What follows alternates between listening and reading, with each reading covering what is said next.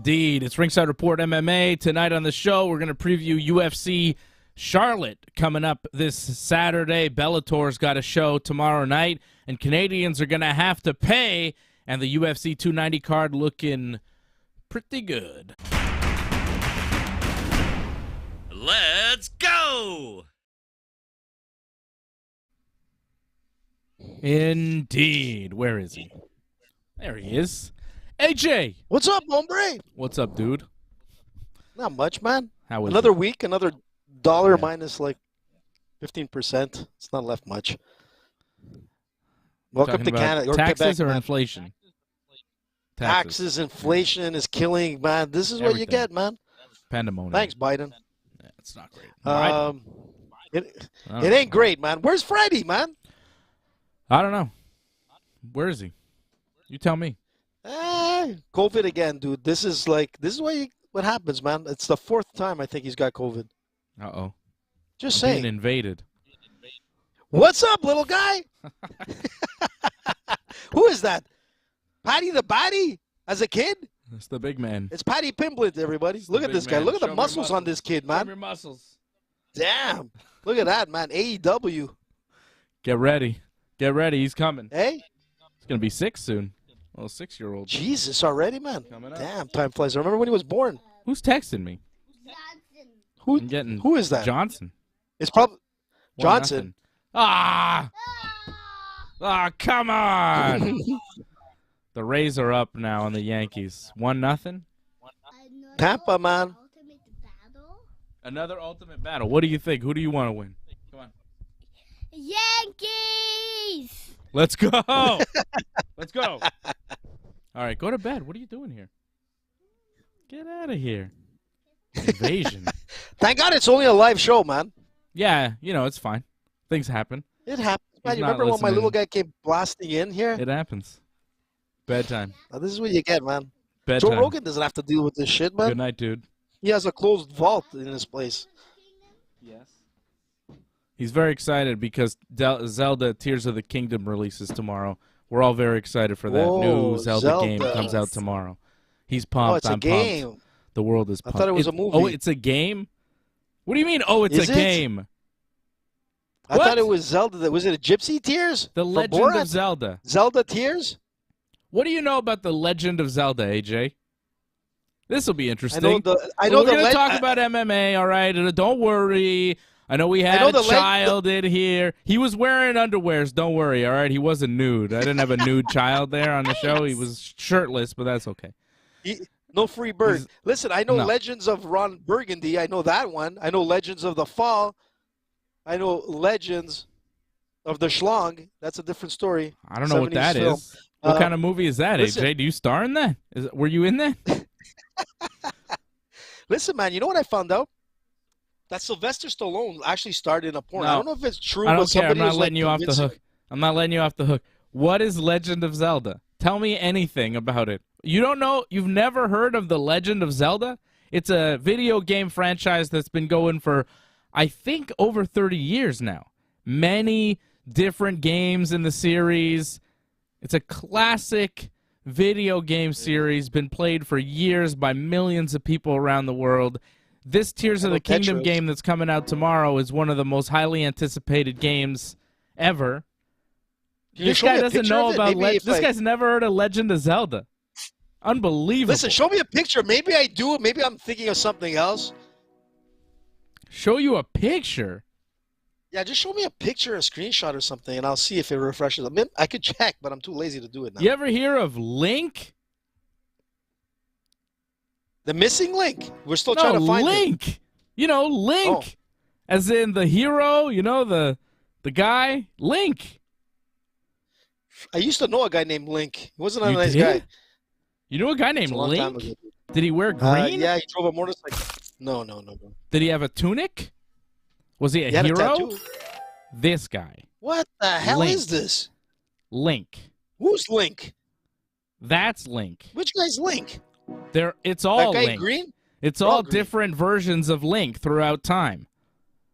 What? What? This one guy? Same guy? Yes. Show me This the is original one from 30 years ago. Tears of the Kingdom link from 30 years ago. It looks like a girl, man. Is that a guy or a girl? Oh, Zelda. Is it a guy or a girl? What is it? He's a guy, Link. This is what he used to look like. Link. Kind of looks familiar. On original Nintendo. Legend of Zelda. No? This doesn't look familiar to you in any way? This video game? Nothing? Wow. Yeah. Wow. Tetris, Frogger. It looks kind of like Frogger to me. Yeah, I can see that. It's nothing like Frogger. Tears of the Kingdom. It's going to be a massive game. See, now that I told you about it, now you'll know. Yeah, I'm going to look into it. I mean, it looks incredible. It looks fun. It's not my type of game, man. You don't play any games. There's no game is your type of game. Yeah, exactly. Miss Pac-Man. Oh my God! The Sky Islands, asteroids. The melding of weapons, being able to combine weapons to make new weapons. I've seen a lot of videos about this game, and I am very excited. And my son is very excited. My whole family's excited about this game. This is going to be massive. And the fact that you have never heard of Link or Zelda or anything astounds me. Princess Zelda, Ganon. Yeah, Princess. Oh, yeah, sure. Princess Zelda. Princess. Nothing. This is what's unbelievable. Prince Charles's oh, yeah, she's not a princess or anything. Now she's a queen. Sorry. Camilla? She's not a queen. She's not the queen. They didn't make her queen. She's something else. No, she's not queen, dude. She's something else. Than that, man. Dude, Look at she's that beauty not on there. She's not the queen. You think Apparently Camilla is the queen? Is she wearing a crown? Well, yeah, man. He's the king. What is she, man? She's got to be the queen. She's something else. That's what it is. It's not called the queen, dude. I'm telling you. If that's what it is, how come the Queen of England was married to Prince Philip? He wasn't the king. That's how it is. That's not how it is. Listen, I was looking at some interesting footage of Prince Philip's. Queen consort.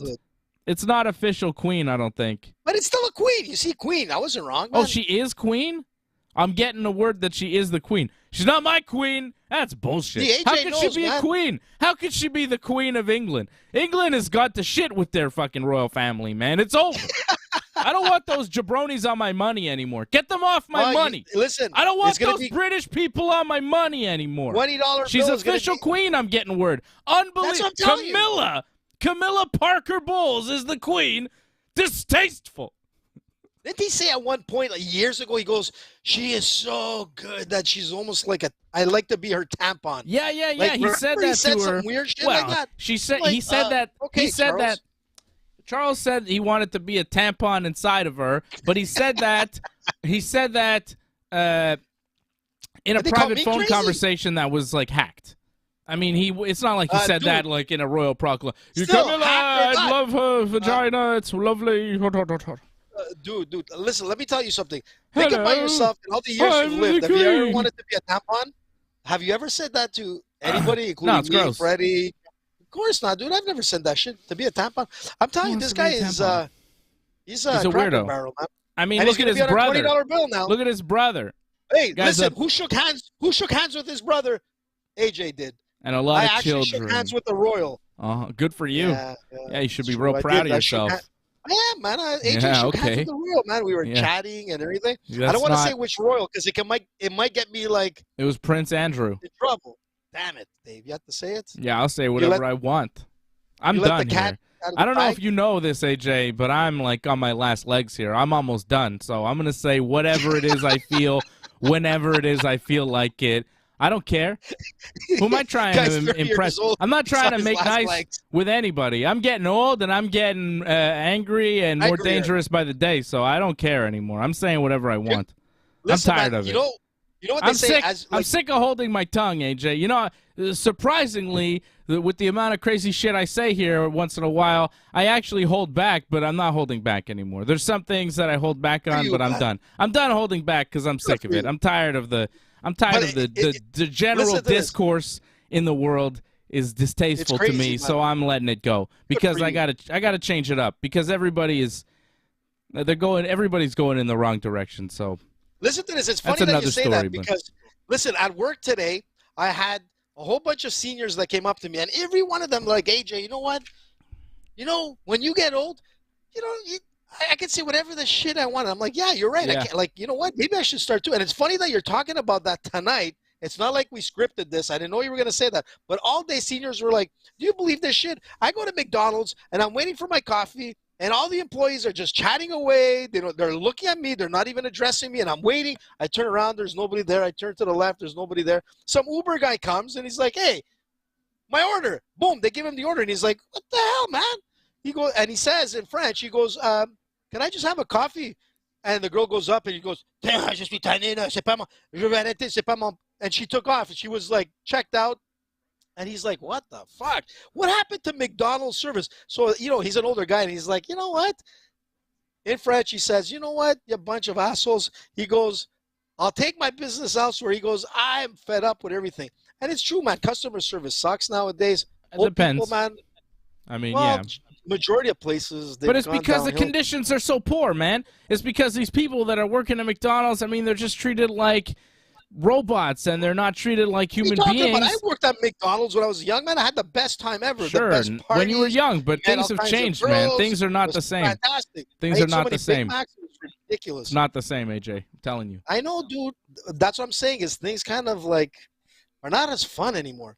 But it's a good thing Ringside is. That's a good thing because we could talk this shit. Prince Charles could be a tampon. Is it though? It is, man. It is fun, man. We get a chance to talk about this shit. And like For I'm who? saying, Prince Charles could be a tampon, a royal tampon on a $20 bill, Canadian $20 bill coming soon, Dave. So the first $20 bill that you get from Prince Charles, I want it. I'm going to keep it, and I'm going to sell it in like 30 years. Put Bret Hart on my money. When he is rolled up in a tampon and kind of like, God knows what happens to him. But anyways, it just goes to show you how the world what the hell are you talking about? Has changed, man. I never thought Prince Charles would be king. It's a shame. I never thought that Camilla would be queen. That's unbelievable. And I really don't want them on my money. Well, Charles, right? He'd be the king on the money because his mom is on all the money in this country for some reason. I wouldn't mind having like suitcases full of her like face and money. Well, yeah, of course, because it's money, AJ. Yeah, but, I'd rather have some suitcases full of dead presidents because it's worth more. True. Good point. How about that? I'll take dead presidents over the queen all day, every day, or some of that weird euro money. I think it's worth a lot more, too. But that's not the point. The point is, I don't know why these people are on our money anymore. I don't want this Charles guy on my money. Put Bret Hart on my money. Put AJ on my money. Put Fred on my money. Fred's not here. He's getting his picture taken for the new money. All right? Fred's going to be on the money. Just Fred's face with a NASCAR hat on. Yeah, exactly. The money's it's gonna be worth nothing very soon just because of Fred's picture on it. But hey, we're gonna be doing well because Fred's gonna be looking good on the money. He's gonna be rich. You'll be rolling a big joint. And listen, you know what's interesting? Before I came on the show, somebody sent me something with Snoop Dogg, and he put out this thing on Instagram. I don't know if you've seen it, but they had this huge pipe, okay, like a weed pipe, and it's actually like 6 feet or something tall. A bong? Monster thing, a bong. Yeah, that's what you call it, a bong. Generally, and the guy actually went inside the bong. He's actually inside the bong. The guy from the outside where you blow, he literally blows, and the fucking thing explodes with smoke. And the guy, you can't see him anymore. He's engulfed in weed smoke in this monster bong. I'm telling you, the guy was struggling to get out. I thought he was going to die. But anyways, if you want to see it, take a look on Snoop Dogg's Instagram. Crazy. That's not the way I would want to ingest weed. That's not usually how I take in the weed. Trapped in a bong? That doesn't sound fun. Maybe a joint or an edible or something might be easier for you. I wouldn't get trapped in a bong. Doesn't sound fun. It's a Cheech and Chong moment, man. But it got AJ talking, so there you go. I'm still in shock that you've never heard of The Legend of Zelda. You don't know who Link is. You don't know what a Triforce is. Nothing. I can't believe that. A Triforce? Nintendo. I know TriStar. I know. May the Force be with you. It's weird to me that you've never heard of Zelda. Like, okay, you don't play Zelda, whatever, but just the fact that it's been a video game franchise for so long and so popular, the fact that you've never heard of it is a surprise. But does it count if I do a girl named Zaina? Who? Zelda Zaina. I don't know what Zaina is. So it just surprises me, but it doesn't surprise me because I know you. And I remember when you didn't know who Rihanna was. I think you're still kind of unsure. There's a lot of stuff that you're just unaware of. There's a lot of stuff that just kind of goes by. But Zelda is surprising that you've never heard of it. But You know, I mean, you've heard of the Mario Brothers, right? But you didn't know who Bowser was, right? Wasn't that the case? You don't know Bowser. No, I remember. I didn't know his name, but I knew who the character was. I was like, oh, that's his name. Okay. Who is he? What is he? What is he in Mario? He looks like a little dragon, weird thing, you know? Yeah, that guy. Exactly. That I know. Bowser. I know Bowser and Blue, one of the best comedians here in Montreal duo, man. God. Remember them? Really? Really, though? They were funny, man. Yeah. They had the funny best to songs. who? Funny to who? To me, man. Okay. I bet you to Johnny North. Maybe. I don't know. I don't know what those guys... I doubt Fred thinks that's funny. I bet you Fred is not amused. Listen, your name... And neither am I. Neither am I. Listen to this, I don't like that brand of... comedy. It's, you know, it's so funny. Borderline. I mean, it's borderline hateful, you know?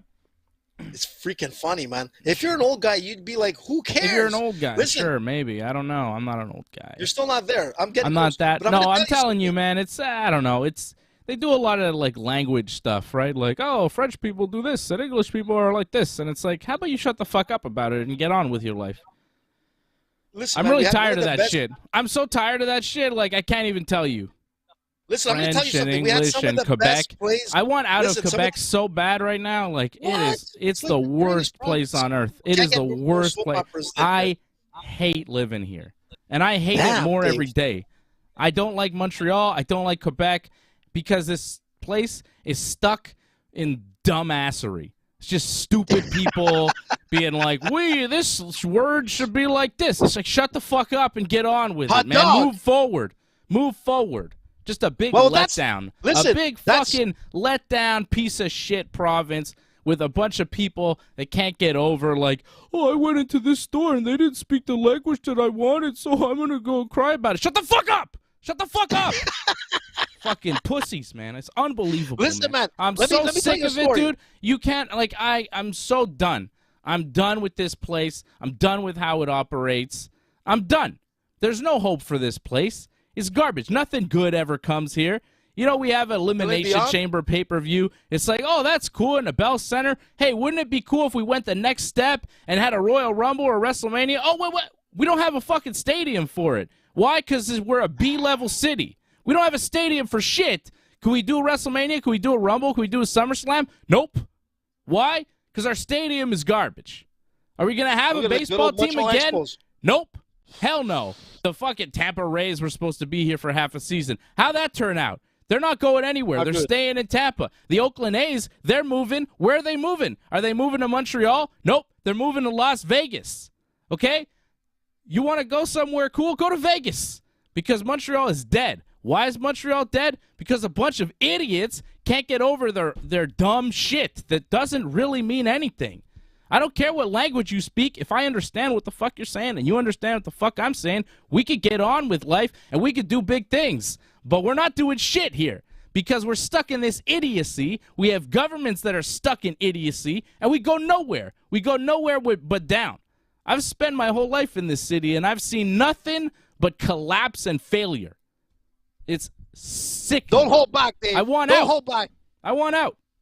I have a feeling that you're holding back, but that's just me. You think I'm holding back? I think I've said my piece, AJ. I think I'm good, but I'm not wrong. I'm not wrong. No, you're right. Right? And most of the media in this city, most of the dirtbag media knows that the language issues get clicks, so they keep pushing it. Dirtbags. Slowing everything down. Shooting themselves in the foot. Constantly. You think maybe they'd have more money to do bigger business if they didn't push this dumb rhetoric that keeps us slowed down, but, oh, they can't see that shit because they're dumb.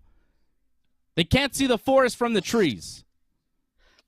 And you know what's funny is that most people that are listening to us, like, you know, they're coming from another, like, country or whatnot, they don't understand here in Quebec, being in North America, surrounded by, like, all English provinces or states, obviously from the United States, this Quebec province where there's pretty much what's the percentage of English now? Maybe 35, 40%, somewhere around there. It's pretty high. It's close to 50 anyways. But the thing is that, or 40, somewhere around there. But all to say is, who cares? We have la langue française here in Quebec that attacks. No, because that's not what I'm saying. You're misunderstanding what I'm saying. I'm not saying, French language, English language. I'm saying it doesn't matter what you're speaking. If somebody's only going to speak to me in French, I'll figure it out. I'll débrouille, Yeah. right? I'll figure it out. True. No problem. It's just we get stuck in these things, in these arguments, in these issues that really, at the end of the day, mean nothing. And no one else in the world is bothering with this kind of nonsense. No one. It's just in Quebec there's this, the attitude. And of course, the current government, they're pushing it hard. They push it real hard, and they're pushing the French language hard, right? And that's difficult to deal with when they're spending tax dollars on, telling you not to say stop, say arrête. It's like, well, why? And they're not even telling English people that. They're telling French people how to speak French. That's the thing that baffles me. They're like, you guys are using too many anglicisms. Use French words when you're saying French things. It's like, what? Yeah, but what Dave, is it? It's just a lot of nonsense, man. It's a lot of nonsense that keeps everything slow and wasted. It's wasted time. It's wasted energy. And, other people in other cities and places are moving forward because they don't have these issues. That just kind of slows us down. And it's I'm not going to blame any side specifically. I mean, the current government is trash, absolute trash, but what are you going to do? What are you going to do? But leave, right? You just keep it pushing. Just get the hell out, which is what they want. I think they want me to go, so. Bon voyage, I think the whole city wants me out, really, at this point, which is fine. What the hell, man? Is it the hate train, man? I don't know. What the hell happened this week, man? I don't know, man. But I'm going to tell you something. I don't know. Something interesting that happened to me once. People are out of pocket.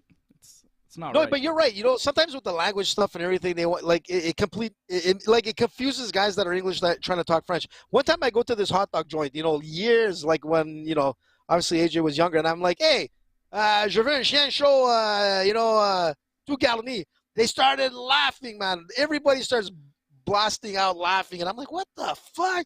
I'm like, okay, I guess it was a good joke. I'm like, I didn't understand. I just wanted a fucking hot dog all dressed. And that's exactly what they told me. They go, hey, mon ami, c'est pas un chien chaud, c'est un hot dog. I'm like, what the fuck? Yeah. What? I said, but isn't a hot dog chien chaud? They're going, no, c'est a hot dog. A hot dog all dressed. In English or French. Yeah. So if you want to French it, just communicate, man. That's it. It's communication. It's not that complicated. But it was funny, man. So in chien chaud is not a hot dog. All to say is, Quebec had one of the best plays that were ever created. Trying to make sense of the French and English and all that kind of stuff was a play called Balconville that was actually created here in what the hell are you talking about? In Villemart. Exactly. You know what really pisses me off? No, because I don't care about this stuff. It's so funny. I'm not trying research it and because watch I'm not trying to get involved with that type of so-called culture. Like, hey, isn't this funny in the language? I don't like that shit. It's boring to me. It's boring. It's been done. It's over. It's like, move on. I'm tired of it. I'm tired of that shit. Everybody should just speak fucking Spanish and shut the fuck up, If everybody in Quebec stopped speaking French and English and spoke Spanish, I'd be fine. I'd be like, yeah, let's do that. Let's try that for, the next 50 years. See how that goes. Things might get a little spicy. Might get some interesting food. Americans are complaining about all the Mexicans coming in or whatever. Bring them to Quebec. Let's see. Let's turn it into Mexico. See what happens. Could be fun. That's a good point there, Dave. Why not? See how they like the cold. I'm okay with that. Well, you know what? Yeah. But Johnny North in the chat, he goes, AEW knows Wembley works. Yeah, exactly. like a real city like London, they got Wembley Stadium and they got a big stadium show for AEW. And, AEW is actually going to Europe before they come to Montreal. AEW currently doesn't have a show book for Montreal. I don't know if they'll ever come to Montreal. I really don't know. Well, listen, I don't know. Man, I'm going to tell you I don't know if they ever come here. Why would they come here? What's the point? Right? What's the point? They might come, Dave. Don't kid yourself. They saw what happens with the WWE. That works here. Every time they've come, they came here for the WWE. WWE came here because they had a big show, and they, they sold a pay-per-view, and people will show up for a pay-per-view. WWE's coming back in the summer at Place Belle for a non-televised event, and tickets are not selling that great. I mean, Like, this is the thing with this city. Like, we don't actually care about wrestling and stuff. We don't actually show up for things. It's all like a big ruse. It's a big ruse. It's like, yeah, we'll show up for the pay-per-view, but like if WWE comes for just a regular house show, like we don't care. We don't actually like wrestling.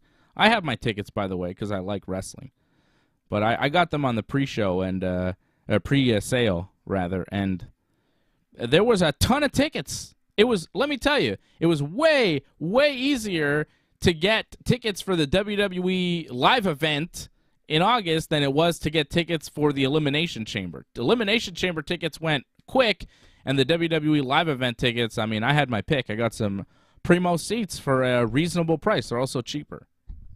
I know, John, we had 2 shows already this year, but, like, are people wrestling fans? It's, you know, the support you give to these shows leads to more shows in the future.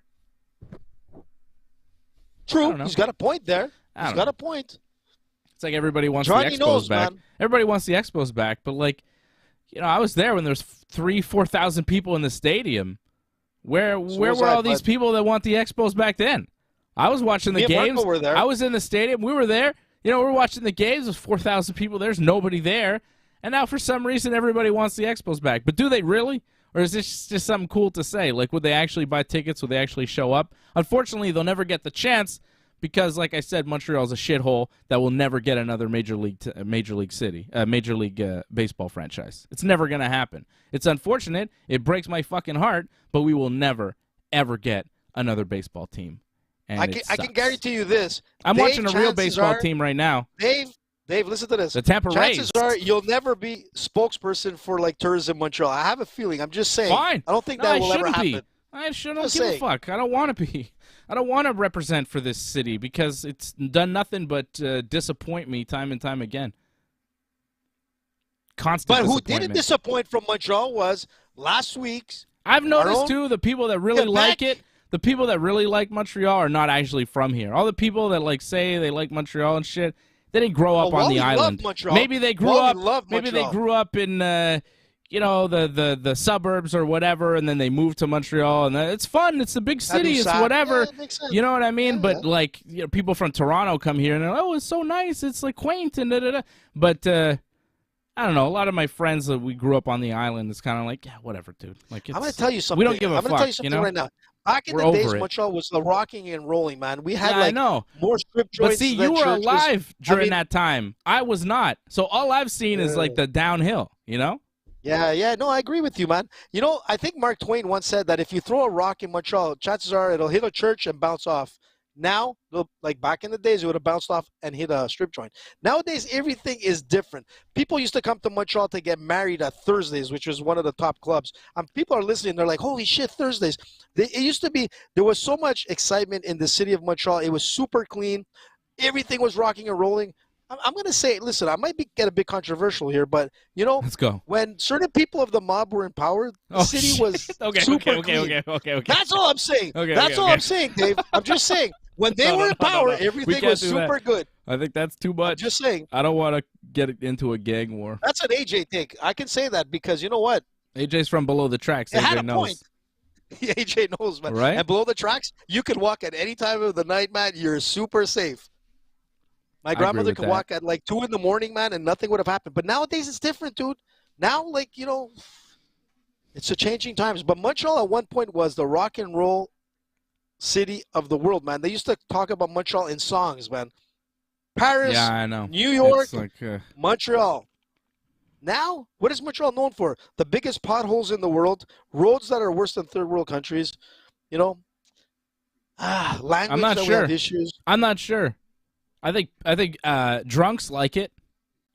You know, people that love to drink constantly, I think they like it because they go and they drink all the time, and there's a lot of places to drink alcohol, and that seems to be a thing to do. Well, not as much as there used to be. Listen, they just closed the Maine, which is one of the top smoked meat places that's been around for 50 years. Right. Thursdays was closed, which I was just talking about. It was a mecca for like Bostonians. Bostonians used to love coming to Montreal and hitting Thursdays. Every French girl that was there was endangered, man, like you would not believe. But it was super fun.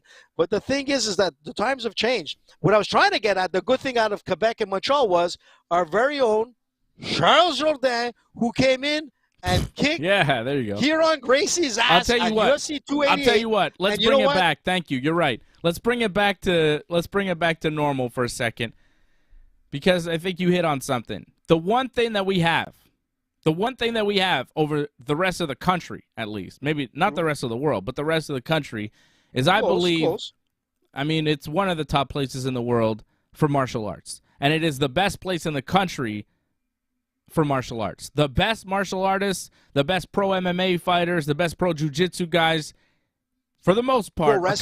Pro wrestlers, of course. I mean, Calgary and Winnipeg has got some pretty good ones, too. I would say that the greatest wrestler of all time comes from Calgary, Alberta, Canada. You know, Bret Hart, obviously. But Montreal's got a couple good ones. Johnny North, Jeremy Prophet, they're good. Johnny North. Big time. Jessica Black. Kevin Owens is pretty good, I guess. That's pretty much it. And Sami Zayn. I wasn't. I knew you were going to go there, but I had to throw it in. No, I'm not throwing him in. I'm not throwing him in as some of the great Montrealers. Andre the Giant. Okay? Technically, Andre the Giant. He's from France. He's from France. Yeah, that but doesn't he came count. to Quebec and he loved. Hey. Johnny North loves the Mountie. Shout out to Jacques Rougeau and Lutte Academy. Jacques Rougeau. Johnny North and the Lutte Academy people. Shout out to Jacques and the Mountie, of course, one of the greats. Raymond, PCO, Pierre-Carl Ouellet. The Quebecers, one of my favorite tag teams of all time, of course. Eddie Bravo. Come on, Dave. Eddie Bravo? Dino Bravo. Dino Bravo. Who am I thinking about? Eddie who? Eddie Bravo's 10th Planet Jiu-Jitsu, of course, the founder of the great Jiu-Jitsu. Yes, that's right. 10th Planet, let's go. Yeah. I'm a 10th Planet blue belt. Shout out Eddie Bravo, of course. Yeah. Eddie. Yeah. I'll be at 10th Planet tomorrow. Bravo, 10th Planet Montreal tomorrow. And that's, with some killers, right? There's going to be some killers at 10th Planet Montreal tomorrow. And I know I could drop in at any time to any jiu-jitsu gym or martial arts gym across the city and deal with some true killers. Charles Jourdain is one of those guys doing well in the UFC. Olivier Aubin. Mercier is another one of those guys doing well in the PFL. Of course, Georges St-Pierre is lurking around the city somewhere being dangerous. There's and those are just the guys that are kind of famous, and if you're around the martial arts scene and you're practicing martial arts, that there are guys that are maybe not as dangerous, but pretty damn close, or just as dangerous and just not as well known. There are a lot of tremendous fighters and martial artists in the province of Quebec, and especially in the city of Montreal, but really all over the province. I think we are the fight capital of the country. Unfortunately, the fight promotions don't want to actually come here to do their events. They'd rather go to Alberta or Vancouver or BC or Ontario, of course, really any other province but Quebec, because it's far easier to do business in the other provinces than it is in Quebec. I mean, of course, the Maritimes don't get anything because they're small, and it's too bad because a lot of good people out in New Brunswick, but they have some Nova good promotion. Scotia, right? Atlantic Fight League. That's out there, man. They have good fighters out there too, and they've got their own promotions. But I'm talking about the big leagues, like the PFLs and the Bellators and the UFCs. Don't come to Montreal too often, not like they used to, right? When Georges St-Pierre was there, sold out the building. When Demetrius Johnson was there, didn't do so well. And the UFC has not come back to Montreal since that pay-per-view, which was UFC UFC 86, I think, or something like. No, not 86, but 186 maybe. I don't know. It was a long time ago. They've not done a pay-per-view here since. But yeah, we do have some good martial artists. Charles Jourdain looked really good against Kron Gracie last weekend, so that was good. Yeah, man, he didn't only look good. He was just, you got to be careful. You're going up against a dynasty family, man. The whole reason why. Jiu-jitsu is what it is. I mean, when Royce Gracie came into UFC 1, man, he dominated not just like martial artists. I mean, we're talking crazy-ass fighters from around the world. He developed what it is, jiu-jitsu, for everyone to know. Royce Gracie, who was considered the least effective fighter in that family. So they put the worst fighter in the family into UFC 1. I don't know if a lot of people don't know that, but that's how good the Gracie family is. Kieran Gracie come into the fight last week. He's still dangerous, man. He was in good shape. He has this kind of very aloof kind of mannerism. He looks like he's totally on weed, man, totally blown out. But the guy is dangerous. And once he hits the ground and he started butt scooting, I'm like, holy shit. If it was a jiu-jitsu match, you're cooked. But this is an MMA match. And the one thing with Charles Jourdain, which I said it from the beginning, when you got a coach like Fabio Landa, who's one of the top jiu-jitsu guys in the world, Fabio is going to train this guy to defend everything that's going to be thrown at him. And you can see the way Charles was able to handle Kieran Gracie's attacks. All he had to do was just completely defend it, which is not easy, man. But he stuck to the game plan, and when he was ready, he popped out of that guard, and he was back to, like, striking. When it comes to Muay Thai, Jourdain is the guy. I mean, one thing with Fabio, man, he knows the jiu-jitsu game for MMA, and he proved it on Saturday night. And you know what? I don't know how many fights Kieran still has in the UFC or whatnot, but, he didn't look like the best representative of the Gracies coming into this fight, but yet, he's fucking dangerous. There's no doubt about it. If this was a straight jiu-jitsu match, it would be, like, very difficult. But still, Charles did well defending that. And you know what? We talked and slammed like Quebec, but Charles came out and, made us look good. Yeah. I mean, he's a good fighter, man. Of course. Well, legendary name, man. I'm not saying that all the people in Quebec are garbage. Like, some of my best friends and family are from here, right? Like, obviously, there's good people here, but, it's a lot of bullshit, right? We all know it. It's not like but not in the martial art world, man. Well, there is some bullshit. Well, there's a lot of bullshit in the martial arts world, man. Let's be honest. There is. Come on, man. There's bullshit everywhere. That's why, listen, man, if you want to see a lot of bullshit, go to McDojo, man. McDojo has it all, and you can see more bullshit than bullshit. And sometimes it's so scary, and you realize one thing. You want to hear some bullshit? Yeah, let's hear it. Bellator, okay? You hear what this? What happened? Fucking Bellator, man. Bellator is a jabroni organization that nobody's watching, right? Well, I watch it. Yeah, you watch it. Why? Because it's free on YouTube, right? Their events have all been free on YouTube. Not anymore. They're charging you now. Starting tomorrow with their Bellator 296 event, which features Gegard Mousasi in the main event, so I'm tempted, but still. They're charging $19.50 to watch the pay-per-view. Well, that's not bad. It's not $20 a bad price, dude. To watch the event, but it's $20 to watch a Bellator show. Are you really going to pay $20 plus tax to watch this Bellator show? I think, to be honest, Dave, I think that's what they were charging for UFC 1. I think it was like $20 at the time. Yeah, that's how long ago. You don't even get to keep it because it's online. Listen to this. It's online, right? You got to go to Bellator.com to buy it for $20. And then you only get to rewatch it for 7 days, and then it's gone. That's weird. Yeah. At least if you order a pay-per-view on your TV, you could record it, whatever. You could keep it. You could watch it again later. If you're going to pay for it, you could have it forever almost. This, it's like you're renting it for a week for $20. You could watch it live and then rewatch it, the replays for a week, and then that's it. But, I mean, dude, it's Gegard Mousasi versus... I don't know. It says Barnawi. No, Edwards. Who's Barnawi? He's fighting Primus. Edwards, yeah. He's fighting Edwards. Who's Edwards?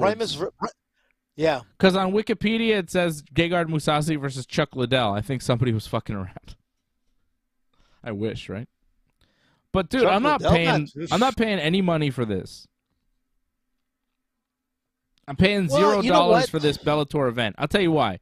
A, it's on Friday. I don't even know when it's on. I don't even know when it's on because it's in France. So I don't know what time it's going to be on at. I have no clue. I'll see the highlights.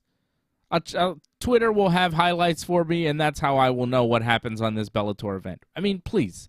$20 with the amount of free MMA that the UFC gives us each and every week, which is on par. Like an average UFC fight night, like the fight night on Saturday, if you look at the card, it's about as good as this Bellator card, except it's free. So how much MMA do you really need? And Gegard Mousasi is one of my favorite fighters of all time, and I'm not paying for this.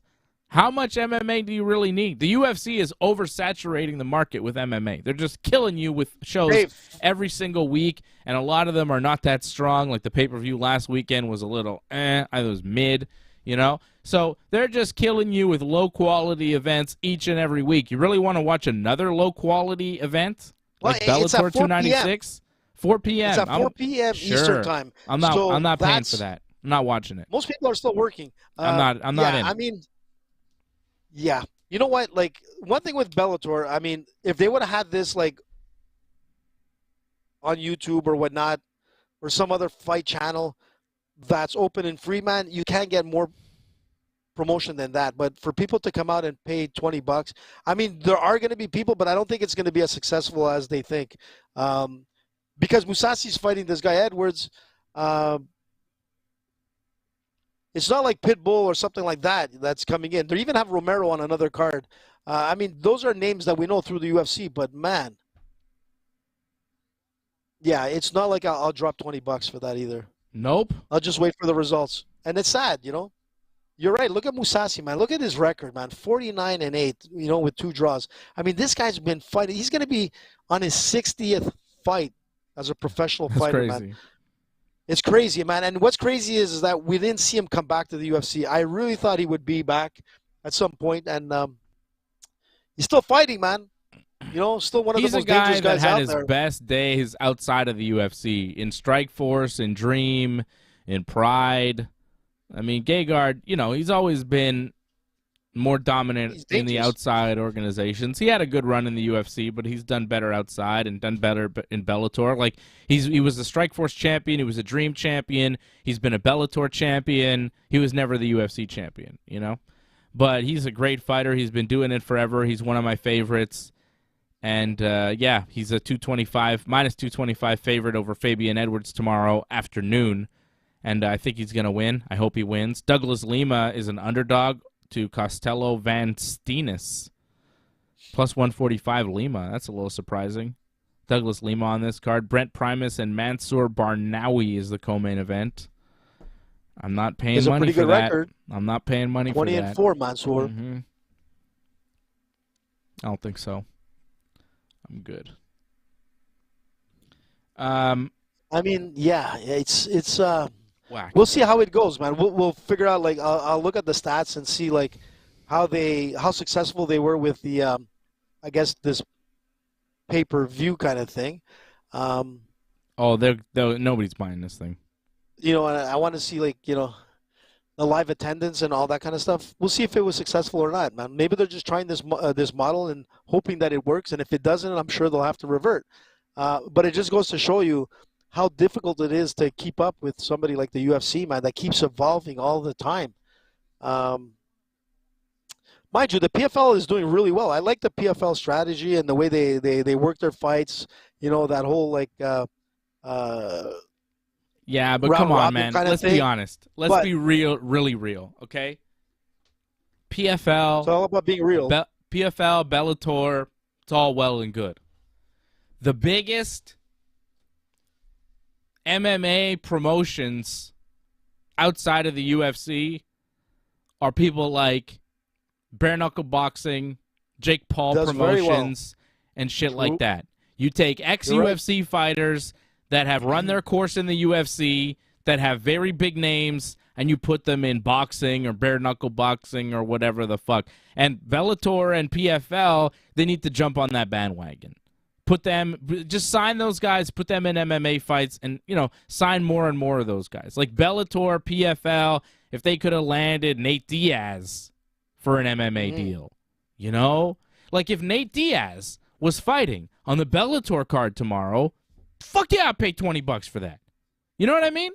If it was Gegard Mousasi against Nate Diaz in the main event, what? Yeah. You're not paying money for that? You know what I'm saying? Like, come on, dude. And that's where these Jake Paul guys and the BKFC, that's where they're picking up the ball. They're getting these ex-UFC stars that are no longer UFC caliber, and they're putting him in some shit where they set it up and they could maybe win, but, you know, a lot of times they lose, and there you go. Like Luke Rockhold against Mike Perry in the bare knuckle, Eddie Alvarez and Chad Mendez in the co-main event of that bare knuckle thing. You got Nate Diaz about to box Jake Paul. They did a whole press conference this week. Like, you know, that's where it's at as far as second to the UFC, getting MMA fans' attention.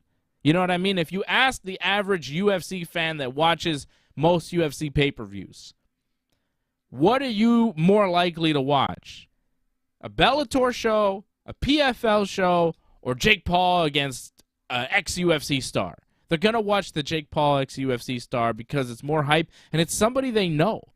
if you put on these no-name fights with a bunch of no-name guys that are famous for Bellator and really good fighters, the average MMA fan is going to be like, yeah, whatever.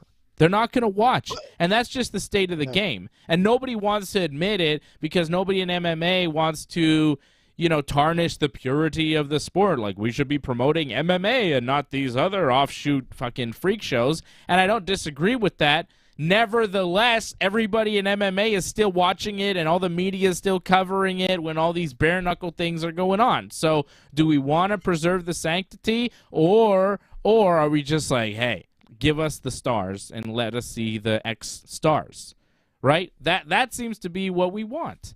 And Bellator and PFL haven't figured that out. They're like trying to live in the old school days of let's build our own stars and build our own promotion, and maybe the fans will think that they're as good as the UFC guys. The fans don't give a shit. The fans know that the UFC guys, like the guys at the top, aren't even as good as the guys at the bottom 10. It's just promotion and shit. It doesn't matter. It's the old model of MMA booking, MMA promotion that Bellator and PFL is doing. Build our own guys and make them into something. But if nobody's watching, nobody follows the story and nobody cares. If you see a guy over 3 years only in Bellator and he's kicking everybody's ass and he's got all these highlight knockouts, like Johnny Eblin, right? The guy who beat Gegard, he's their middleweight champion. You've never heard of him. Nobody's ever heard of him. He's fucking good at fighting, but no one cares. No one cares because Bellator doesn't promote. MMA fans just aren't interested. There's no interest, And that's the real problem with MMA right now in the secondary markets of MMA is that UFC is just giving you so much. They're giving you high-level cards, and they're also giving you some low-level cards and some mid-level cards like we have on Saturday. But Bellator can't, fit in that game. They can't fit in that slot, and neither can PFL, really. They're not gaining that much traction. If you look at what people are excited about, what people are watching, they're watching these freak show ex-UFC stars doing battle in boxing rings and shit like that, And Bellator or PFL, if they concentrate a little bit more on signing some of these ex-UFC guys, might make some money, might draw some interest, might get people to buy your $20 pay-per-views on your website at 4 p.m. on a Friday. Dave, you couldn't have said it any way better. I just saw a comment coming in as well. There's things that you said are absolutely right. And you know what? The thing with David Feldman from the BKFC, man, this guy has put together. He gets it. He just gets it. And you know what? He gets it. That fight with Mike Perry, I was never more excited to see a fight, to see Mike Perry fighting Luke Rockhold, which was one of my favorites coming into the UFC. But just the fact that the way that fight transpired, man, and Luke Rockhold having to tap out because literally his jaw was pushed in. I mean, his whole mouth was gone. It just goes to show you Mike Perry right now is on everybody's tongue. Everybody knows Mike Perry again. But Mike Perry was exciting in the UFC. He didn't excel like most people thought, but he was still relevant enough where Feldman took him and he made him a star. And everybody wants to see Mike Perry fight again. The thing is that he's taking all these UFC stars and putting them in there. But you know what, Dave? Mike Perry's not a legit star. Mike Perry is the only reason I wanted to see. No. The first Mike Perry bare-knuckle boxing match I ever saw was because he was boxing Luke Rockhold, not because it was Mike Perry. Don't get it twisted, AJ. Mike Perry wasn't really. Luke Rockhold was a world champion in the UFC. Right. Luke Rockhold was a legit MMA star, and he's the reason. He was the A side of that fight. He was the reason I was tuning in, and most people were tuning in. Come on, Mike Perry. No, but look, I looked at Mike Perry's last fights in BKFC, and it was exciting. All to say is you're absolutely right. When you bring in stars that are still relevant and still hot, where it's on people's minds and they know who the name is. Yeah. Like a Luke Rockhold, he's still relevant, man. Or how about this? And let's be honest, you don't even have to be semi-relevant. You don't even have you could be super old like Fedor and people still tune in. Like this is the thing. Like Bellator was more fun when they were trying to make Ken Shamrock and Hoist Gracie fight each other when they were like 60 years old. You know what I mean? Bellator was more fun when they were doing Kimbo versus Dada 5000. Like, that was Bellator being fun, where the fights weren't high quality, but MMA fans were watching. So what do you want? Do you want to be respectable? Do you want to be an upstanding MMA organization and doing MMA the right way, or do you want to draw money? And apparently PFL and Bellator, they just want to do upstanding MMA, and they don't want to draw money. And, you know, fine. If that's what they want to do, you're right. That's what they're going to do. But MMA fans will not watch. And no one is going to come here and give a shit and want to see us break down these Bellator fights, because most MMA fans are not watching. It's niche of niche. It's super niche. Nobody's watching. Like, the general MMA fan couldn't be bothered. There you go. You're right, man. Of course, I'm right. You got a point. I hope they're listening. I hope they're listening to you, because you're absolutely right, man. You know, look at Jake Paul, man. Nobody listens to me. But they should, because you're absolutely right. Well, actually, I'm glad you listened to me the first time Jake Paul fought on YouTube, because at that time I had to convince you to go on to take a look at those numbers. But let's be honest, Dave, those numbers changed the face of combat sports. Jake Paul came in and he was blasting over 2.4 million people to watch him on YouTube. He had 30,000 people in the arena. Nobody knew who Jake Paul was. I had no fucking clue till my nephew told me there's the best boxer in the world fighting. I'm like, it's a Thursday night. There's no best boxer in the world fighting. But you're absolutely right.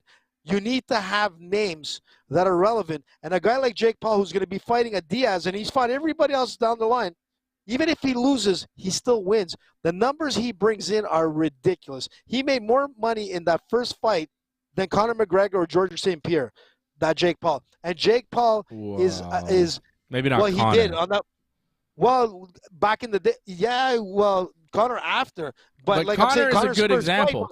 Conor is a good example because he's just hype at this point. He hasn't won a fight in years. But he will make more money and sell more pay-per-views than anybody else if he comes back to MMA. Why? Because he's a star. And people want to see stars fight. They don't care how good the fights are. They do not care. Because people will pay more for a Conor McGregor fight than they will for a Henry Cejudo fight. Is Henry Cejudo a better athlete, fighter than Conor McGregor? Probably, right? But people are more interested in seeing Conor McGregor because he's hype, because he's a star. And a lot of these fight promotions don't get it. UFC gets it. They get it. Star power sells. They've been doing it long enough. They've made money. They've had stars fight, and they figured it out. I'm surprised Bellator doesn't get it, because Scott Coker's been in MMA forever, and you figure he would have, like, he's done the big star shows, and, you know, Strikeforce had it down, and I don't know. Scott Coker and Strikeforce was, like, the best promoter ever. Scott Coker and Bellator, it's like, ho-hum, kind of whatever. I don't know. Maybe it's because his bosses are telling him what to do, because he doesn't own it like he owns Strikeforce, right? So it's probably not his fault, because Scott Coker seems like a very competent MMA man. Always has, but you never know what's going on these days with Viacom and the ownership there. So it's not where it needs to be. And when I got the news that they wanted me to pay $20 for this nonsense, I was like, get over it, Bellator. It's not happening. Figure it out. Give me somebody that draws. Give me somebody I want to see.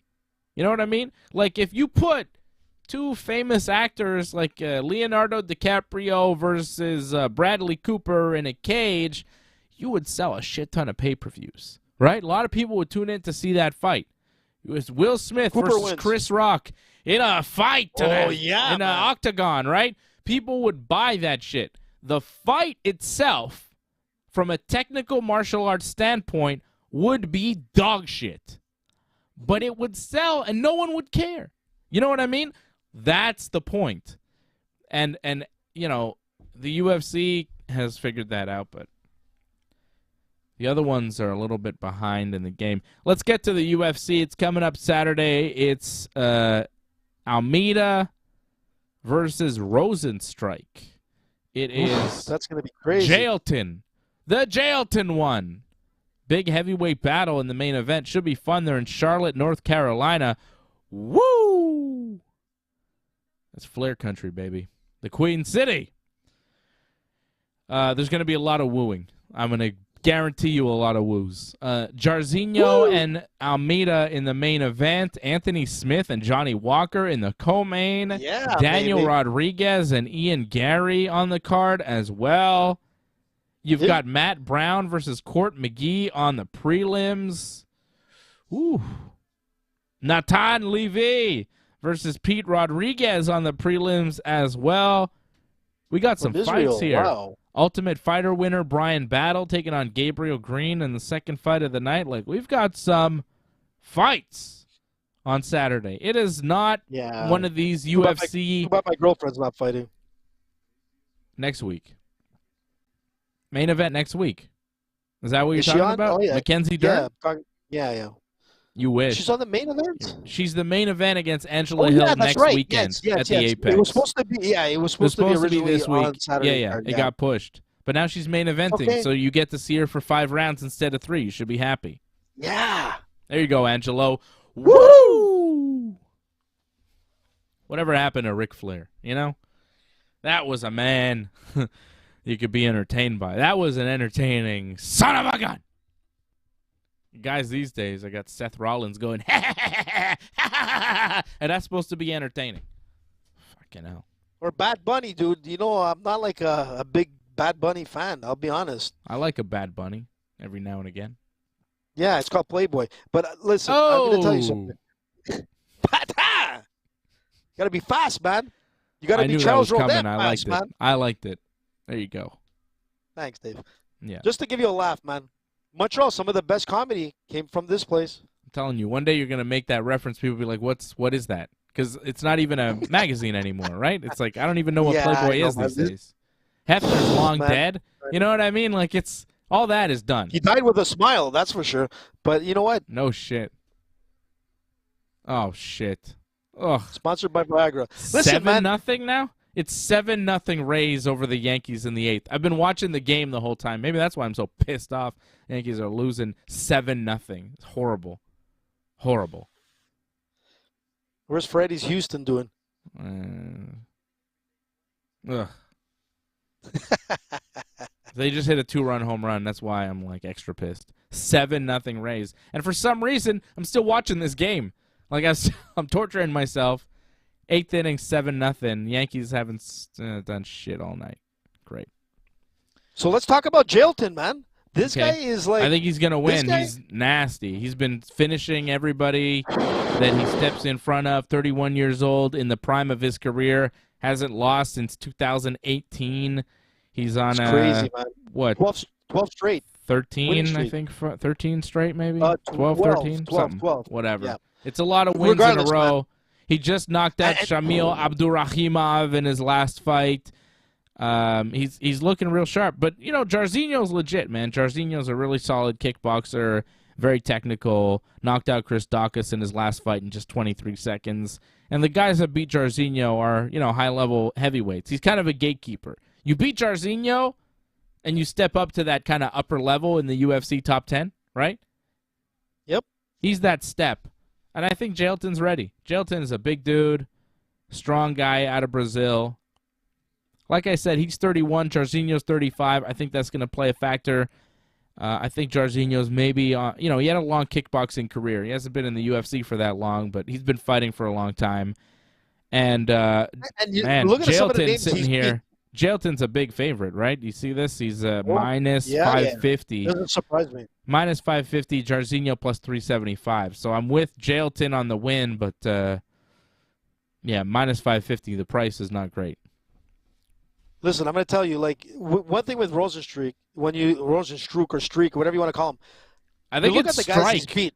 Strike? Like a strike. I think it's Rozenstruik. Or Strook. I think it's strike. They pronounce it strike for the most part. When I hear it pronounced, anyways. Surinamese or something like that name. Okay, whatever. But look at the guys he's beat, man. Alistair Overeem, Andre Arlovski. He beat Junior Dos Santos. The guy is, like, he was pretty dominant. But lately, man, he's lost 3 of his last 5 fights. I mean, the thing with Rozenstruik, and I said it from the beginning, the guy probably has the biggest hands in the heavyweight division of the UFC. The guy has gigantic hands. But let me tell you, he's going up against Jilton. Jilton is someone who is not only a beast, he's bigger than Rozenstruik or Streak. Like, this guy is not only big, he is super fast, super strong, power puncher, and his submission skills are ridiculous. I was looking at some of his past fights, and I'm like, holy shit, how come we don't know much more about this guy? And there's one thing I was reading on is that the UFC didn't push this guy into the fast lane. They took his time to build him up, and he needs a big name under his resume because, he gets a name like Rozenstruik under his belt. This guy is probably going to be the most dangerous guy in the heavyweight division coming up. He is ridiculous. And, it's just his submissions, man. The guy is ridiculous. He's won, what was his record? He's 18-2. The guy has won 18 straight, man. 18 straight. 12 straight. He's 12 not straight? Come on. I was understanding that he went 18. No, you're very confused on this. Oh, sorry. Sorry about that. I apologize. You're right. It was 12 straight. It's 13, actually, but you kept saying 12, so I don't know. Yeah. Okay. I was saying 12. But regardless, you're all wrong. it's coming down to. He submitted a lot of people. Sure? He's knocked out a lot of people, and I don't think that he's had a fight go to decision. Yes. It is 1, 2, 3, 4, 5, 6, 7, 8, 9, 10, 11, 12, 13 wins in a row for Jailton Almeida, and none of the fights have gone to decision. 13 in a row, 13 straight finishes, including 4 straight finishes in the UFC. He has finished all his fights, 13 now in a row, and I'm expecting a finish here over Jairzinho. I'm not sure if he knocks him out or submits him because this guy is man, he's capable, got everything, power and technique, everything. He's certainly capable of doing both, but I think that he is a solid pick to win. I think he's basically a lock. Right now, rounds over 1.5 rounds, plus 157, under 1.5 rounds, minus 209. So odds makers like us thinking that this one will be quick. Do not blink. It will probably be a 1-round fight with Jailton on top, finishing Jairzinho. I think it'll probably be a knockout, but it could be one of those where where he knocks him down and then grabs a rear naked. You know what I mean? Could be that. Well, that's what I'm saying is that there's a lot of money on the submission part, which I was kind of surprised at. When I looked at his submission skills, this guy's a BJJ black belt from Brazil, man. This guy is sick, dangerous, and he's 31 years old, man. In the heavyweight division, he's young. Yeah, that's prime MMA years, too. That's when you really start to put together the athleticism with the technique and the years of experience, and that's really the peak for MMA fighters, 30, 31. That's when they're at their best, generally. So, yeah, we're pretty strong with Jailton. How about the co-main event? Your boy Johnny Walker taking on Anthony Smith. Two long-time light heavyweight contenders doing battle here in the co-main event. Smith coming off a loss to Magomed Ankalaev. Johnny Walker coming off 2 straight victories here, including a knockout of Paul Craig in his last fight. AJ, you think Johnny Walker wins this fight? It's a pick-em fight, basically, at bet99.com. We got Walker minus 112, Smith minus 110. So basically a pick him here. I'm leaning towards Anthony Smith. I just don't trust Johnny Walker. Well, you should trust him because he's won all his last fights. And I'm going to tell you, he's coming all into his last fights? You mean he's won 2 in a row? Yeah, 2 in a row, his last fights. That's what you mean. But the thing is, but impressively as well, fights. and all his last 2 fights. Let me add that in. Yeah, I mean, but regardless, there were still good victories. And Johnny Walker, 31 years old, coming literally into his prime of his fighting career. And there's one thing with Johnny Walker, man. He's explosive. He's got that striking capability that can knock you out. And the thing that worries me about Anthony Smith, if I'm not mistaken, he had like an orbital bone surgery not too long ago. And I'm telling you, that is a factor. I didn't know that. That's not good. Yeah, so the thing is that once I'm going with Johnny Walker. Yeah. Okay, you convinced me. You convinced me. The thing is that once you have that type of like injury, man, as soon as you start getting cracked, it's over. And Johnny Walker is going straight for that pocket. He's fast. He's dynamic. He's got very interesting like martial art moves and whatnot. But let's not forget Anthony Smith, legendary guy. He's a veteran in the game. He has his IQ, fighting IQ is like he's on top. Listen, Anthony Smith is amazing, but I think, and I'm surprised that he's continually fighting. I thought he was going to end his career when he got injured the last time. And I was like, okay, that's the end of Anthony Smith. He's just going to stick to broadcasting because he's amazing. I love listening to Anthony Smith, but I just don't like the fact of that injury, and I don't like the fact that he's fighting Johnny Walker because Johnny Walker could throw some heavy kicks. If he gets some heavy head kicks, if it's a head kick or a power punch, it's going to be a little bit too difficult for Anthony Smith to continue. That eye bothers me, so I'm going with Johnny Walker, man. Have a drink on me. Yeah. I don't know. I think if Walker jumps on him early, he could hurt him and finish him. But I could see Anthony Smith taking Walker down, and I could see Anthony Smith out-grappling Johnny Walker and getting the win that way. It's only a 3-round fight.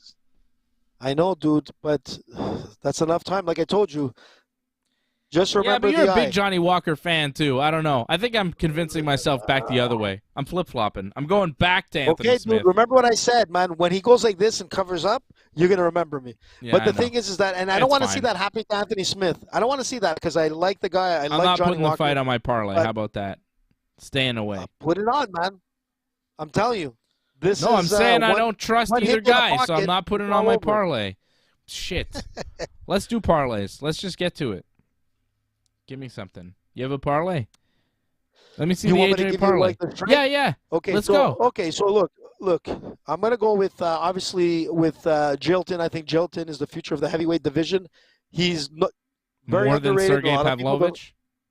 They're gonna be up there, man. That's gonna be a tough fight. I want to see how Jilton does with Rozenstruik. If he's able to manhandle Rozenstruik in like little time. Yeah, that's going to be a crazy fight. But I don't think he's going to go against him. I think they're going to end up putting him against. If he beats Rozenstruik, I could see him fighting either Volkov or Tuivasa just to set him up. They're not going to give him the big names. They're going to slowly bring him in. Remember, he's ranked number 12. Rozenstruik is ranked 9th. So it'll still be a long process. I think the UFC sees a lot of potential on this guy. But they need a big name under his belt, and this is it on Saturday. Yeah. Then I'm going to go with Johnny Walker, man. Like I said, I think Johnny Walker – if he pops into that eye, it's going to be done. And then obviously, man, you've got Ireland's like Conor McGregor guy who's 11-0. It's going to be hard to go against Ian Gary. Rodriguez is dangerous, man. 17-3. This guy has some he's dangerous, but he's 36 years old, going up against a very young, ambitious, very skilled fighter, Ian Gary, for the win. And then I'm going to go with. Man, I love Angry Bird Tim Means, man. But the thing is that I think Alex Morono is going to be able to manhandle him, and I think Morono for the win. It's going to go the distance. I think this is going to be a firefight all 3 rounds, but Morono is going to take it. Okay. Listen, man, if this was Means 5 years ago. You didn't give me an Alberg Potieria pick. Yeah, it's a 4-fight parlay? About that one. You're just doing 4? That's rare. Let me see. I know. Should I do it? Let me see. What else did I take that? Give me a sec. Let me see if I should put anybody there. Those were the only ones, man. Yeah. Man, I'm going to put my 5th guy on Nathan Levy. I'm going with Israel on this. This guy is something. Nathan Levy, and I hate putting something on the prelims because I don't like to start my night with like a downer, but Nathan Levy is not going to be a downer. I think if I have to put anyone down, pretty much with a lock, it's this guy. He is something, and I think he's going to come out, and he's not going to be on the prelims if he wins big on Saturday night. He's going to end up being on some of the main event cards, So Nathan Levy, man, is my 5th pick, starting off. So there's the Team AJ parlay, starting off with the main event, Jailton Almeida, -550, Johnny Walker, -112, Ian Gary Machado over Daniel Rodriguez, -313. Alex Morono, -234 over Tim Means. And Natan Levy from Israel over Pete Rodriguez, -250. Natan, $20 gets you 122.12. I like that, man. Not a huge payout on a 5-fight parlay, though. Usually your payouts are ginormous. Because, this one is decent. Yeah, because this one looks like a lot of favorites, a lot of heavy favorites. There's a lot of favorites, and Well, there's favorites and then there's a pick 'em. When you look at Johnny Walker, Anthony Smith, the only thing that makes me go towards Johnny Walker is the surgery, on the aorta of Anthony Smith. That bothers me, man. That's a bad one to have. So there it is, the Team AJ parlay, Levy, Morono, Machado, Gary, Walker, and Junior Jailton. Junior Jailton. Jailton. That's where I'm going to send my kids, to Junior Jailton. With a BJJ black belt. What? Did I say BJJ? I'll give you a parlay. Let me give you one. I'm going to go with Junior Jailton as well. I like him. I like Ulberg. And I like Natan and Green. I'm going to give you a 4-fight parlay, too. Gabriel Green is the man who knocked out our buddy Joanne Lainez. He's a beast, this Gabriel Green, fighting Brian Battle. Wasn't super impressed with Battle's last fight. Going with Junior Jailton, minus 550. Carlos Ulberg over Igor Potieria, minus 434. Natan Levy, minus 250 over Petey Rods. And Gabriel Green over Brian Battle. It's a 4-fight parlay that gets you $72 for $20 over at Bet99.com. It's a smaller payout than AJ's parlay even. You had a 5-fight, right? This is a 4-fight with not a huge payout, but these are my picks, so take them how you will. Parlay them, do whatever you want. These are the guys that I think will win fights. Green, I mean, there's a few other ones that I like as well. Jailton. There's also, like, if you want to look at another one to add to your parlay or go for a straight win, I like Mandy Bohm. Thank you. She's impressive. I think she'll be able to handle Kim. It's, I didn't put her on my parlay. Yeah. But I like Mandy Bohm too. On Saturday. Plus 175, you could take her. She's an underdog pick. You could go solo bet with Mandy Bohm over Ji-Yeon Kim, minus 220. So Mandy Bohm plus 175. I think Mandy's going to win that fight too. Didn't put her on my parlay. I think I might just do a single bet on her. I also think Matt Brown has a shot over Court McGee. Two old guys. I think, this one could go either way. Matt Brown plus 180. Why not? Why not? Yeah, he looks more impressive to me. But yeah, recently I feel like Matt Brown has looked better than Court McGee. So I'm going to go with Matt Brown in that fight. I might put a couple bucks on him too. Why not? It's you know what? It's an interesting card, man. It's not bad. Because when they do these fight nights at the Apex, they don't have to sell tickets. So they do these garbage cards because it's just for ESPN, it's just for TV. But when they do fight nights in places like Charlotte, North Carolina, they got to sell tickets. They got to do an arena show. So they put effort into the booking of the card. It's actually good. Yeah, the prelim looks exciting. I'm going to watch it. That's for sure. You wanna hear about a card that looks amazing? Forget this card. Tell me, man. UFC 290. Not UFC 289, the one they're doing in Canada. That one doesn't look so good. UFC 290, the one in July, International Fight Week, looks tremendous. The main event, Alexander Volkanovski versus Yair Rodriguez to figure out who the real featherweight champion is, right? Brandon Moreno defending the flyweight title against Alexander Pantoja in the co-main event, okay? It's going to be a good one. Then you have Robert Whittaker versus Dricus Duplessis, huge main event, middleweight fight with title implications there. Jalen Turner versus Dan Hooker, Bo Nickel versus Tresean Gore, and Robbie Lawler versus Nico Price.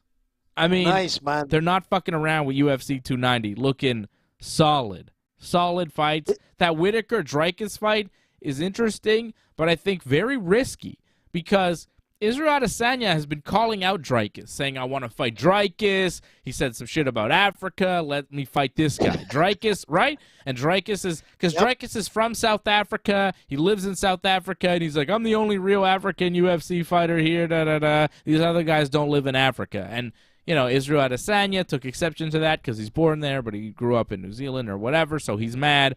and he feels disrespected by this guy and he wants to whoop his ass. So there's a story, there's heat, there's a fight there ready to be made. But if Dricus loses to Robert Whittaker, well, forget about giving Dricus a title shot. And if Robert Whittaker beats Dricus, you can't put Robert Whittaker in there against Israel Adesanya for a third time after losing 2 straight to the guy. So you've kind of put yourself in a bad spot in the middleweight division where you had a potential title fight for Israel, but now maybe not, because Whittaker could very easily beat Dricus, and I think he will beat Dricus. So I think Dricus is just not going to wind up getting that title shot, and Israel seemed like he wanted to fight him. More and more talk of possibly Israel and Pereira fighting again, which makes a lot of sense to me. Like, I don't know why the talk right after the fight was, let's put Pereira in the light heavyweight division. To me, the talk after the fight should have been, well, Pereira knocked him out, Israel knocked him out, it's 1-1, let's do the trilogy. But for some reason, Dana White didn't go that way. Yeah, but kickboxing is a different sport, so I'm talking about in the UFC. Yeah. But still, there's always that behind your back, right? That's what Israel had to deal with. So yeah, but whatever happened to whoever laughs last. You know what I mean? I'm getting tired. I think this show's over. I'm done here. But listen, just before you end it, I just want to get back to the UFC 290. The prelims look amazing, man. You've got like Sean Brady against Jack Della Maddalena. That's going to be amazing. You're looking at Figueiredo against Emmanuel Cape. I mean, the prelim card, man, is smoking. That's amazing. Yeah, it's a really good card, UFC 290. That's man. International Fight Week in Vegas. It's the 4th of July weekend card for the UFC. They usually do it big for that 4th of July weekend card, right? We're doing a watch-along, I imagine? For 290? Yeah, probably. 289, I'm not sure because it looks garbage, so we'll see. 290 for sure. Yeah. And these are releasing on Saturday. Look how nice these are. Look at those 4s. Jordan 4s. Damn, those are nice. Yeah. But I like high tops, man. These are really nice. I'll try and get a pair. Why don't you get like a customized Ringside Report? I don't think I want a pair for me. I think I want to get a pair of those for my son. Honestly, I think I'm going to try and get a pair for my son this weekend. Can you get them customized? I don't like customized shoes. Shoes are not meant to be changed up. They're meant to be, original, the way they're designed. Man. If the shoe is not nice enough when you buy it, you need to add all sorts of custom shit to it, then the shoe isn't worth buying in the first place. Like a Ringside Report shoe, man. It'd be amazing. I'm good. A Ringside Report, man. Get it for me, Dave. I'll wear it. I'm not really a fan of Ringside Report. I don't really like Ringside Report. It's not very good. I want the blame, bud, but yourself.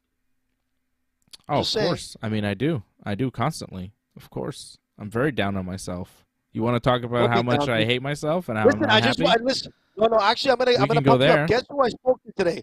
Listen, somebody says, Dave Simon. So whatever happened to that guy? The young guy? Well, listen to this. Dave Simon. Whatever happened to him? Is he still alive? His last name, I won't say his first name, but his last name was Teven. And this is the grandson of the great Ted Teven. Wow. So shout out to Dave Simon, the protege of like Ted Teven. So did Did he recognize my name? No. Yeah. And really? The thing is that he didn't hear his grandfather on radio, but obviously he saw a lot of like clips and all that kind of stuff later on. But he's very, very young. And, Ted Teven, man, one of the greatest sportscasters, in Montreal, man. Probably all of Canada at that point. If his grandson, if he's really young, I don't know how old he is, but if you ever see him again and he wants, oh yeah, well if if he's interested in some good stories about his grandfather, I've got a few. I'm sure he'd love it, man. Because I told him I used to listen to Ted Teven all the time as a kid, like with my uncles and my dad and all that stuff. My cousin Saba, man, we used to listen to Ted, and we used to call in, Yeah. And then you get shot with chocolate bullets. I mean, that was like, this guy was amazing. He was just so creative, so knowledgeable, man. Mind you, when it came to like horse race betting, man, that guy, Cigar. he could hit the money at that. Cigar. You're gone. He loved cigar. That was a horse. Did He I really just see? I liked just cigar. say quiet AJ. He always wanted me to play cigar. Simon, play cigar. Tremendous. That guy was a classic. You see, they Dave, don't make him like Ted Teven anymore. You know, like it doesn't exist. You're kind of like Ted Teven, dude, and I always keep telling you that. I got to pump you up. Even if you want to choke me sometimes, I'm going to tell you something. Remember this. Sad part is I probably couldn't even do it. Listen, you've been in the game longer than most of those jabronis that are out there, and no one knows both pro wrestling and MMA, professional MMA, better than you. You're a walking encyclopedia, dude. And you know what? You're a gift to sports talk radio and podcast now. Yeah, well, when do I get the gifts back? Well, listen, man, if Joe Rogan's listening, man, give us some of that $300 million, man. I'm just saying. Yeah. But you know what? Rogan needs you on the show, man. He needs somebody like you, and you can, expose all the bullshit. I mean, mind you, I'll take it. You might, try to get knocked off, but, we got to do it for the ratings, dude. Sometimes you got to take it for the team. I'll take anything at this point. Spill the beans, man. Everything from aliens and hookers and all that kind of stuff that we know about, I'm just saying. I'm not mentioning any names. Illegitimate children, hanging around here and there. What's that? Got his chance at radio because of Teven? Not really. He got it from someone else, Angelo. Yeah. But I think he called Teven's show. Yeah, it was another guy it was an Italian guy that actually helped Marinaro get. Ted thought his name was Moriano. He never knew how to pronounce his name. Exactly. He called him Moriano. Yeah, Moriano. Yeah, Moriano. And I met him. He's a super nice guy. He was amazing. He was that guy, the Italian guy. The old guy. I don't know who you're talking about. The guy that helped Marinaro get into the game. I don't know about these things. It's not my concern. It's not my business. I really don't care, to be quite frank. But yeah, Ted Teven was Dave's guy. Yeah. And what else, man? And listen to this. Just to talk about weird news this week. So I saw something come up with a pro wrestler. I don't know if you know her name. It's Juana Barraza. Was a pro wrestler by day and a serial killer by night. That's the news of the week of weird stories, man. So take a look at it. Good for her. Imagine. I hope she. I hope Johnny's not one of those, man.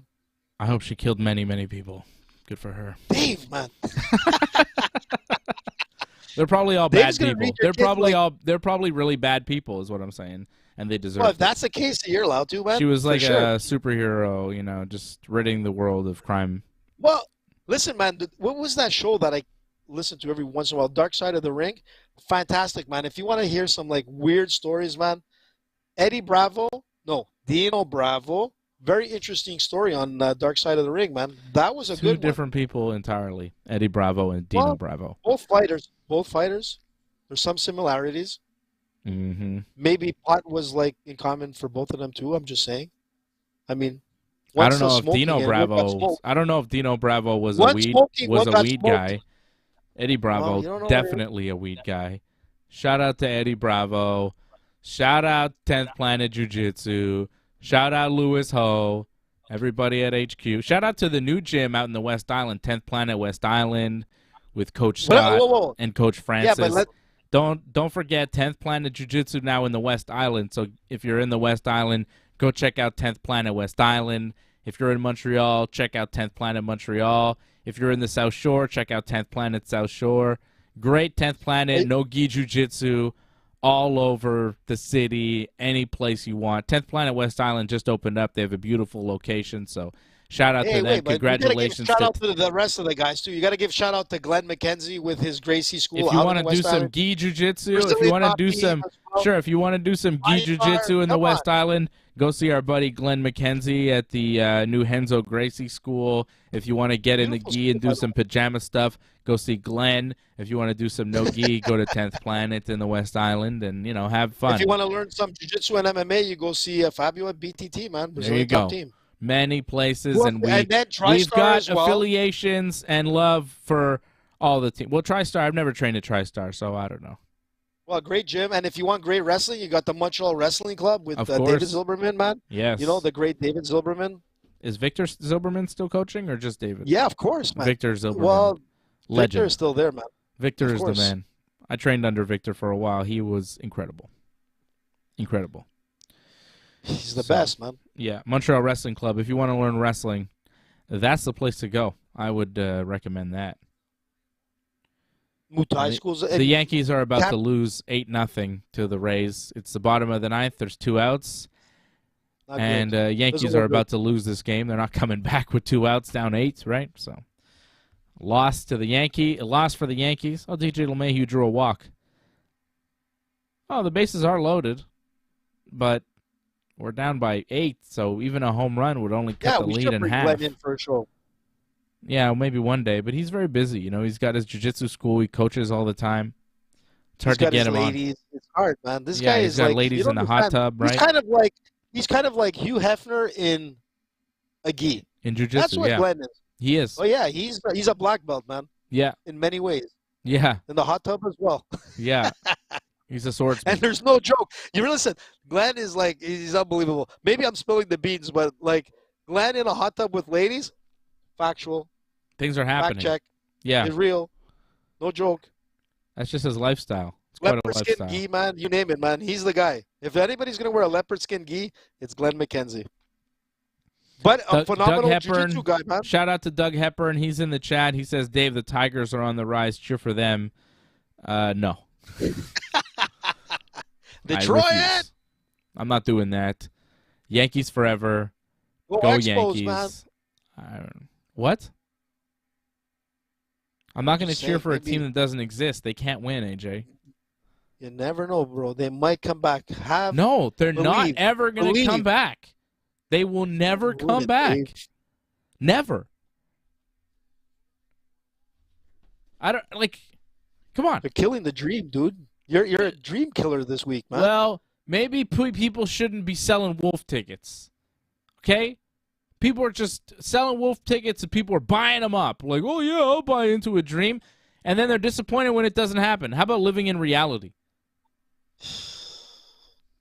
The reality is it's a shithole city run by a bunch of fucking morons. This is how we started the show, man. And this is how we're going to end it, man. Hey, Yankees scored a run. Maybe two. Jesus, hey, they might come back, Gleyber-Torres. Gleyber-Torres, RBI single. It's 8-2. You got to believe, Dave. Dude, we have Yankees, 1 out left. There's one out to go. You got to believe. It's over. Except for Blue Monday. That was a bad day. You can believe all you want, but unfortunately, Blue Monday. Hey, at least you're old enough to have seen the Expos in the playoffs. They never were in the playoffs for my entire life, and then they left. Listen, man, we had some of the greatest players at that time. I'm glad you're laughing because I'm not laughing. Man,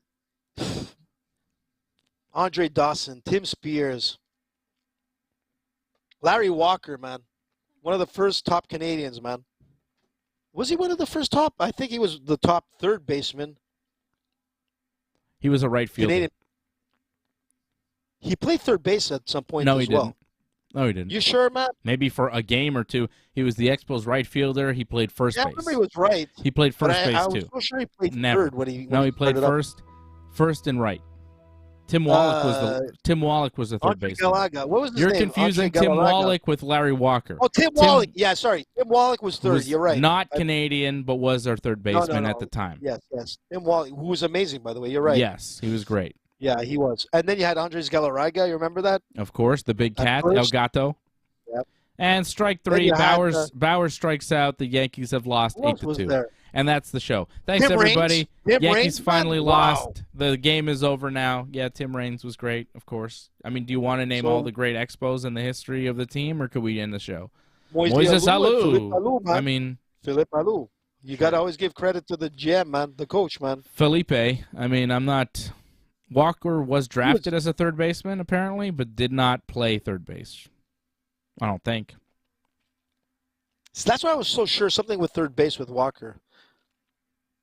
Randy Johnson was drafted for the Expos too, but we didn't get him. Randy Johnson. That would have been nice. Okay, I'm done. We're done. I'll see you tomorrow at 10 o'clock.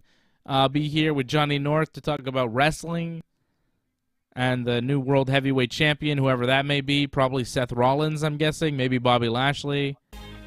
I don't know. Spike Owen. There you go, Doug. That's a good one. That's a good name. Mike Lansing. Oh, huh? Spike Owen, man. Yeah. How about Mike Lansing? Great second baseman. How about Cliff Floyd, man? Oh, no, that right. was in... yeah, he was amazing. How about Jeff Facero, starting pitcher? Tremendous. Kirk Reeder. We had some good players. Martinez. Ken Hill. One of the best pitchers. How about pitchers? Ken Hill? Man, he was a good pitcher. Yep. All right, guys. I'll be back. You can never forget the great... tomorrow. Whoa. Before you hang up. What the fuck? I'm done. The great... You can't.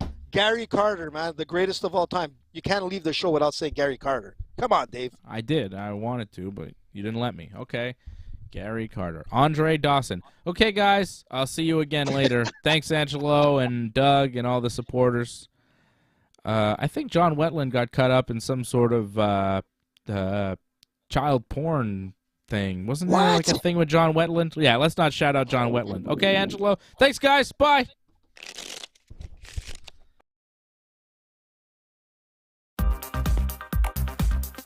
Please join in and give your support to Ringside Report Network. We've been providing expert coverage and commentary on both pro wrestling and MMA for over 15 years.